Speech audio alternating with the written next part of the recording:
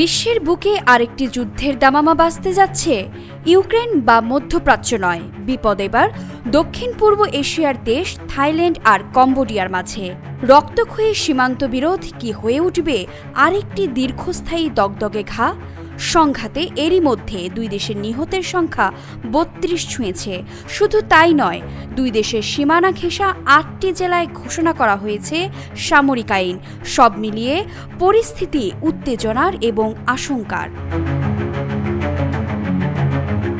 কম্বোডিয়ার পক্ষ থেকে যুদ্ধবিরতির আহ্বান যেমন শোনা যাচ্ছে, তেমনি দেশটিকে লক্ষ্য করে থাইল্যান্ডের যুদ্ধজাহাজ পাঠানোর খবরও আছে। থাইল্যান্ড কম্বোডিয়ার সংঘর্ষ তৃতীয় দিনেও অব্যাহত থাকায় নিজেদের স্থলবাহিনীকে সহায়তা দিতে থাই নৌবাহিনী ২৬ জুলাই তাদের সীমান্তের কাছে ৪টি জাহাজ পাঠিয়েছে। থাইল্যান্ডের দ্য নেশন সংবাদপত্র থেকে জানা গেছে, কম্বোডিয়ান সেনাবাহিনী তাদের অবস্থান বাড়িয়েছে।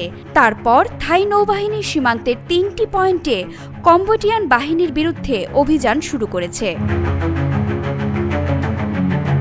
গত ২৪ জুলাই বৃহস্পতিবার থেকে শুরু হওয়া সংঘর্ষে কম্বোডিয়ায় দেশটির ৫ সেনাসহ ১৩ জন নিহতের খবর মিলেছে, আর থাইল্যান্ডে ১৯ জন নিহত হওয়ার খবর পাওয়া গেছে। তাদের মধ্যে ৬ জন সৈন্য।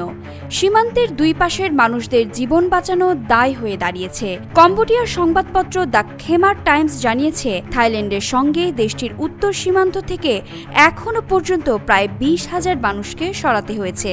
থাই কর্মকর্তাদের দেয়া তথ্য অনুযায়ী থাইল্যান্ডের সীমান্তবর্তী অঞ্চল থেকেও ১,৩৮,০০০-এরও বেশি মানুষকে সরিয়ে নেওয়া হয়েছে। সংঘাতে থাইল্যান্ডের ছোড়া রকেট কম্বোডিয়ার প্যাগোডায় হতাহতের ঘটনা ঘটিয়েছে। কম্বোডিয়ার ছোড়া দূরপাল্লার রকেট থাইল্যান্ডের পেট্রোল স্টেশনে আঘাত হানলে ৬ জন নিহত হয়। এইদিকে দুই দেশই একে অপরকে সংঘাত আরম্ভের জন্য দোষ দিচ্ছে। তবে থাইল্যান্ডের বিরুদ্ধে গুরুতর অভিযোগ তুলেছে কম্বোডিয়া। দেশটির অভিযোগ, সংঘর্ষে ক্লাস্টার বোমা ব্যবহার করেছে থাইল্যান্ড। বিতর্কিত ওই অস্ত্রের ব্যবহারকে আন্তর্জাতিক আইনের স্পষ্ট লঙ্ঘন বলা হচ্ছে। এক্সট্রিম মশার কয়েল প্ল্যান্ট ফাইবার দিয়ে তৈরি, ডেঙ্গু, চিকুনগুনিয়া বাহি সহ যে কোনো মশার বিরুদ্ধে দেয় এক্সট্রিম সুরক্ষা। এদিকে ছেড়ে কথা বলছেন না থাইল্যান্ডের ভারপ্রাপ্ত প্রধানমন্ত্রী ফুমথাম ওয়েচাচাই।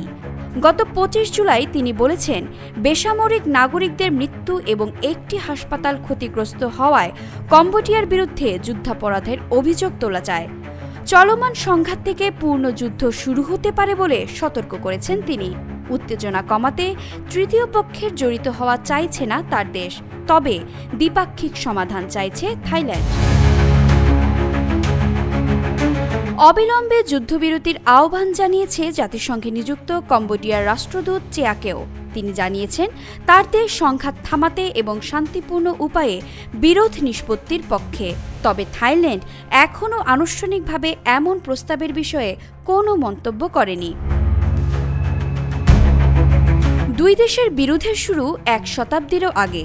ফ্রান্স দুই দেশের মধ্যকার সীমানা ঠিক করে দেওয়ার পর থেকেই নিজেদের মধ্যকার প্রায় ৮১৭ কিলোমিটারের বিস্তৃত সীমান্ত নিয়ে দুই দেশের মধ্যে বারবার সংঘাত হয়েছে। এবারের বিরোধের শুরু গত মে মাসে। তখন সীমান্তে দুই দেশের সেনাদের মধ্যে গোলাগুলি হয় এবং এক কম্বোডিয়ান সেনা তখন নিহত হয়।